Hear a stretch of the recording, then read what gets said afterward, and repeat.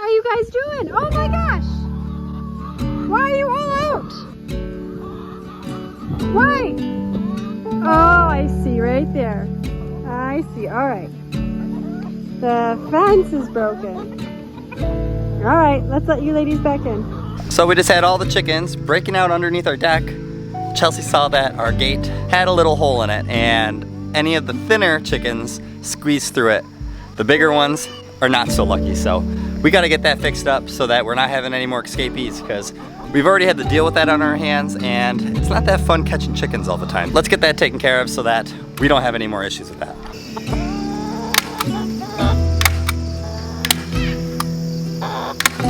Sorry ladies and male, you guys are gonna have to escape some other way. No going through the hole anymore.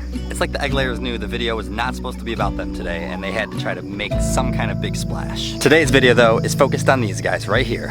What's going on? They are getting big.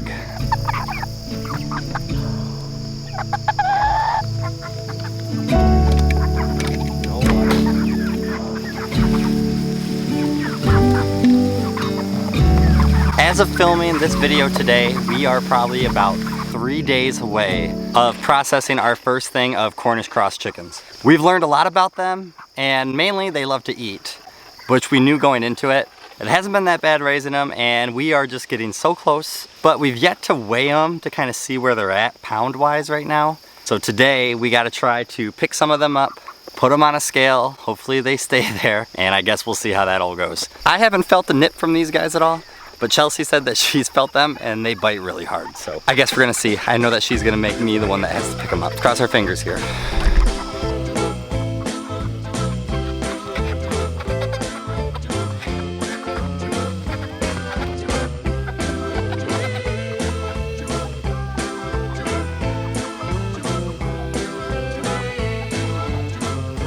Unfortunately, we were not able to weigh the chicken at all. But just judging by the, I don't think they like that I'm doing that. The weight that I'm feeling, I think these chickens are gonna be ready. But our kitchen scale was not big enough for them, and I think that's another sign to say that they're probably too big. That just didn't work out. Unfortunately, when you do things on the fly and you don't really plan things out all the time sometimes like we do, things don't work out all the time perfect. I'm thinking these guys are gonna be ready, and we are nervous and excited at the same time to try this out for the first time. And I'm gonna go put them back. I don't think he wants to be held anymore, or she. Maybe he. Let's go put them back. Today's Thursday. So, and Saturday. So I think I've been saying 3 days, but it's actually 2 days away. Today's not Thursday. Oh, today's Wednesday. So it is 3 days away. Thursday, Friday, Saturday. I was right the first time. And although it is our first time, what's gonna help the nerves for us is we found a family locally. Chelsea went out and contacted on Facebook to see if anyone locally could help us out. We have 9 Cornish cross chickens, and see what we could get, see if anyone is out there willing to help us.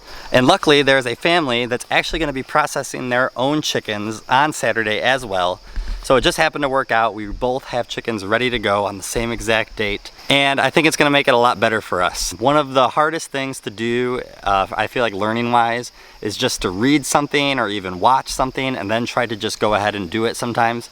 It's so much better if you have that hands-on practice, and the fact that we are gonna have people next to us who's done it before, it's gonna make it that much better for me and Chelsea, and they have kids as well. Something that's gonna help ease in the process of having our girls come along with and trying to normalize it a little better, because we don't want it to be something that scares them, and definitely don't want it to be that scares us. So having those people next to us, I think, will make it where we can easily kind of ease into the process. And then hopefully we can do it on our own, or just go ahead and help other people that are doing it. So it'd be really nice to be able to teach the skill to other people in the future, but we need to learn it ourselves first. You guys just saw in the last vlog, we tore all of our tomato plants out of this bed.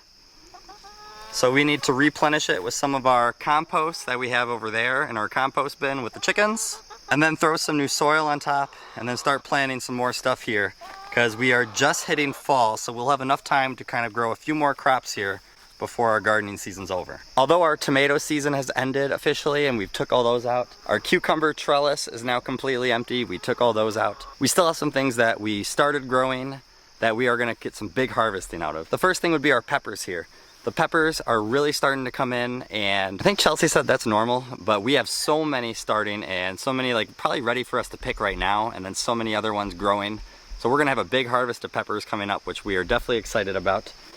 We have tomatillos over here, which now are looking a little more light yellow. We should probably pick whatever we can out of there now. And we have a little bit of broccoli here, but that's starting to seed right here, so we'll probably have to get whatever broccoli we can get as well. Our fruit is making a huge comeback here at the end of the season. First thing you can see right here is we have a whole bunch of strawberry plants on this. And these strawberry plants were like left for dead. They were not doing well at all.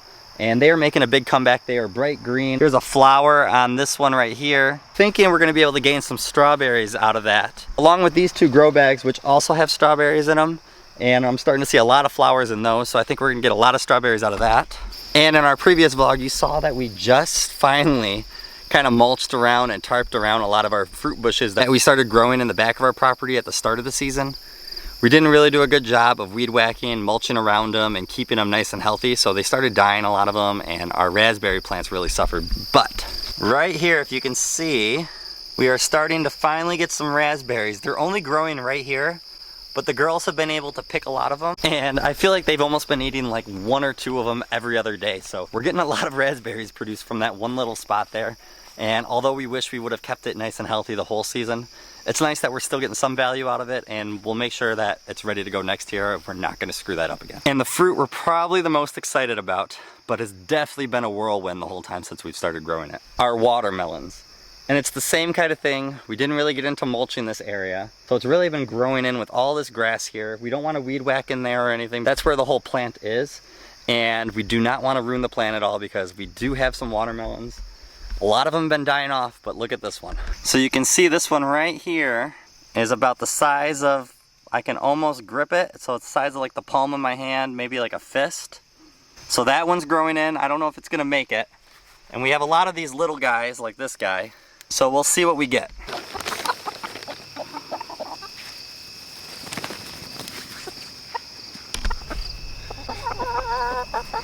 So the reason I just threw those treats, other than to give them a little snack and say that we love them, was I wanted to count all the chickens and see if that was all 15 of them, and I only count 14. And we've had this suspicion, and now I'm gonna prove that it's true.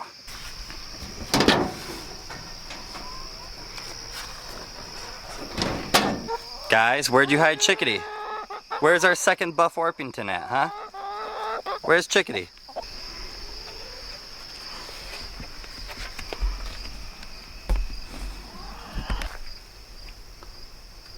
Chickadee, are you sitting on eggs in there, Chickadee?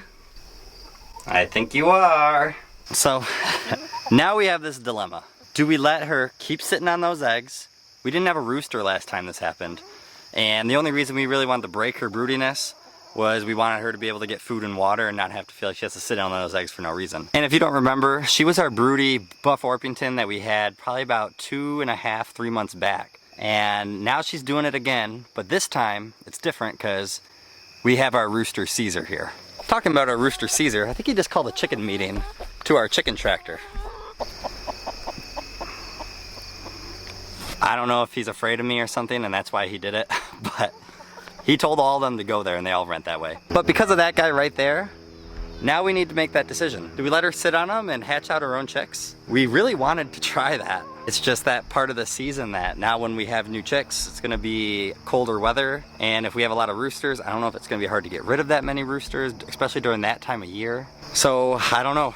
This is a decision that we're gonna have to make here in the next couple days to see if this is something that we wanna try to do, hatch them out or not. These are those little things during homesteading. It's nice when you can catch it and it's not like it's gonna catch us by surprise when we see baby chicks in there. Although I know that we would like that. Now this is like, now that we know about it, now it's like a thing that's like another decision that you gotta figure out. Is it worth it or is it not? Again, about these Cornish cross guys who look like they're ready to go to bed. It is getting a little later. It's just that time. It's just like, it's 3 days away. We have all these emotions going on here, and although we are excited, it is very nerve-wracking to be able to be a part of this. So we are gonna make sure that we respectfully understand what's going on and just really don't take it for granted, this whole process, and make sure that we understand that this is something that we want to keep doing to help us be more self-sustainable. We're very thankful that we're gonna have that family with us to help us, and we and they are definitely ready, so the time's just gonna happen.